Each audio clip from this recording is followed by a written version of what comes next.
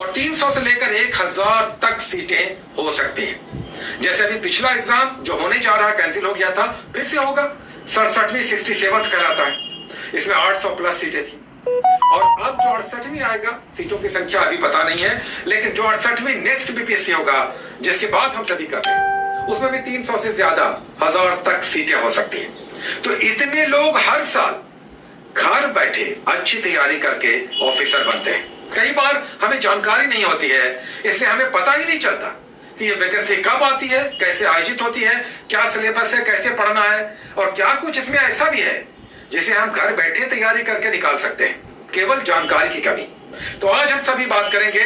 कल एक एपिसोड आ चुका है, उसमें बहुत सारा डिटेल्स था।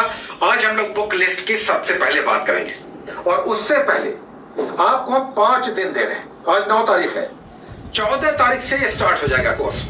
उससे पहले ये बुक्स आपको लेकर रेडी रहना। फिर से सुन लीजिए, 14 जून से 14 तारीख से ये कोर्स स्टार्ट होगा। रात में 9 बजे पहला एपिसोड आएगा, इसके आसपास 1-2 घंटा पहले भी आ सकता है। उससे हम लोग स्टार्ट लेंगे, लेकिन उससे पहले बुक समझ लीजिए कौन कौन सा बुक चलेगा, जिसे आपको लेकर रख लेना है और रेडी रहना है। चलिए, पहला बुक्स देखिए, एनसीईआरटी हर कोई पढ़ना चाहता है, तो आपके पास टाइम है। एक और बात, आपकी उम्र 20 साल मिनिमम होनी चाहिए इस सर्विसेज के लिए, बीपीएससी के लिए, जिसमें आप डीएसपी या एसडीएम बन सकते हैं। डीएसपी पोस्ट के लिए, पुलिस सर्विसेज के लिए मिनिमम एज 20 साल है, और दूसरे जितने भी पोस्ट हैं उसके लिए मिनिमम एज 21 साल 21 ईयर्स होते हैं। तो 20 साल से लेकर 37 अगर आप जनरल कैटेगरी में हैं, और फीमेल है तो 40 तक, रिजर्वेशन कैटेगरी में है तो 40, 42, 45 साल तक मैक्सिमम एज होता है। मिनिमम 20 पुलिस सर्विसेज के लिए, और जनरल दूसरे भी सर्विसेज के लिए 21 साल। इस बीच आप सिंपल ग्रेजुएट, कहीं से भी आप पास हो चुके हैं। कब तक? जब वैकेंसी आती है, फॉर्म भरना होता है, तब तक आपका रिजल्ट आ जाना चाहिए। याद रखिए, जब वैकेंसी आएगी, फॉर्म भरने की प्रक्रिया शुरू होगी, तब तक आपका रिजल्ट आ जाना चाहिए, क्योंकि वहां पर मार्क्स डालने होते हैं। तो रिजल्ट तब तक क्लियर रहे। ऐसा नहीं कि हम अगले साल पास कर जाएंगे, इस साल दें क्या, नहीं दे सकते। नेक्स्ट एग्जाम, उम्मीद है वैकेंसी 2 से 3-4 महीने में आ जाएगी। उम्मीद है 2 से 4 महीने में आ सकती है, अधिकतम 4 महीने मानकर चलिए वैकेंसी आ जाएगी। और जब भी वैकेंसी आएगी, 3-4 और महीने लग जाएंगे एग्जाम होने में। तो इस तरह से 4-6 महीने में ये एग्जाम आप देने के लायक हो सकते हैं, लेकिन तब तक आपका ग्रेजुएशन कंप्लीट रहना चाहिए, और आपकी उम्र इस सीमा के अंदर 20 से 37 जनरल है, रिजर्वेशन है तो 40, 42, 45 भी, इस लिमिट के अंदर आपका आना चाहिए। डीएसपी पोस्ट के लिए हाइट 165 सेंटीमीटर है, 165, और रिजर्व है, एससी एसटी है तो 160 सेंटीमीटर, फीमेल है तो 155 सेंटीमीटर हाइट होना चाहिए पुलिस सर्विसेज के लिए।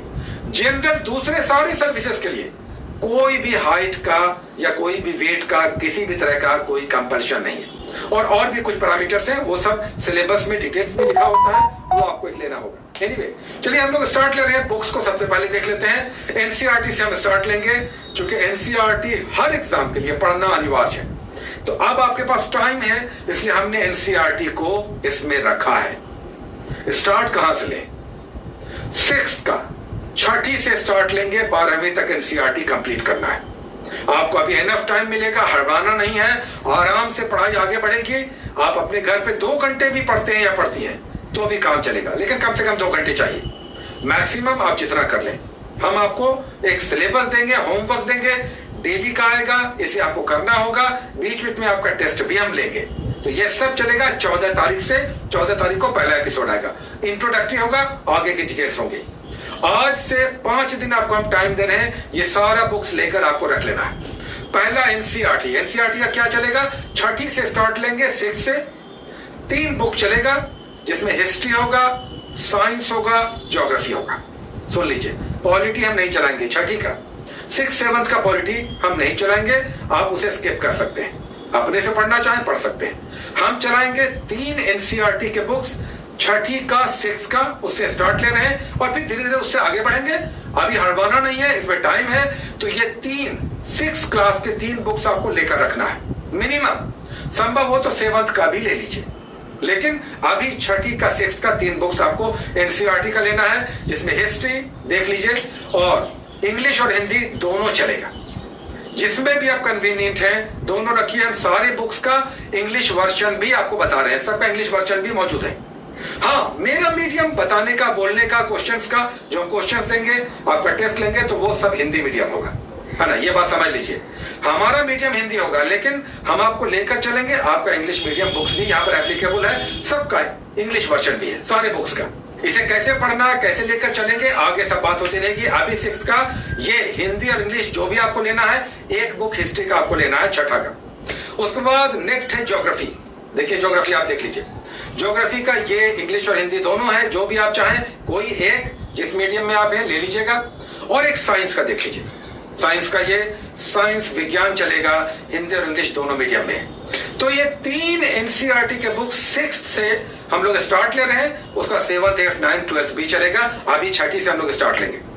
उसके बाद एक साइंस की बुक सेपरेट चलेगी, साइंस को मजबूत करने की, जिसमें अरिहंत का ये देखिए जनरल साइंस इंसाइक्लोपीडिया, बहुत शानदार बुक है।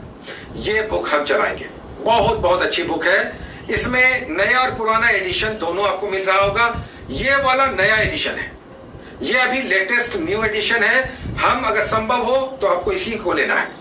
अगर नहीं मिलेगा तो ये दूसरा वाला व्हाइट वाला देख लीजिए, ये भी ले सकते हैं, कंटेंट सेम होगा, लेकिन हम कहेंगे कि नया वाला एडिशन आप लीजिए। चूंकि पेजेस हम देंगे तो पेज मैच करेगा इससे, नए वाले एडिशन से। पुराना है तो वो भी चलेगा, लेकिन उससे पेज मैच आपका नहीं कर सकता है। तो हम चलाएंगे ये वाला नया वाला एडिशन, उससे आपको पेजेस देंगे। तो एक साइंस बहुत शानदार हो जाएगा। अगर साइंस आपने इससे अच्छे से पढ़ लिया, आपका साइंस कोई प्रॉब्लम नहीं रहेगा। एक गाइड बुक अनिवार्य है, क्योंकि गाइड बुक में फैक्ट्स होता है, तथ्य होते हैं, जो डायरेक्ट एग्जाम्स में आते हैं। किसी भी एग्जाम्स की तैयारी के लिए फैक्ट्स इंपॉर्टेंट है। तो उसके लिए हम लुसेंट, पहली बार हम लुसेंट चला रहे हैं। इसमें हम यूजुअली क्रॉन चलाते हैं, बट इस बार हमने लुसेंट को रखना प्रेफर किया है। लुसेंट अंग्रेजी और हिंदी दोनों में आता है। हालांकि इसका हिंदी वाला ज्यादा बेटर है, लेकिन हिंदी में बहुत प्रॉब्लम है। इंग्लिश वाला आप ले सकते हैं। हम पेजेस देंगे हिंदी वाले से, पेज नंबर देंगे। तो एक गाइड बुक आपको रखना है, इसमें फैक्ट्स भरे पड़े हैं। ये आपको 1 लाइनर के रूप में एग्जाम से बहुत हेल्प करेगा।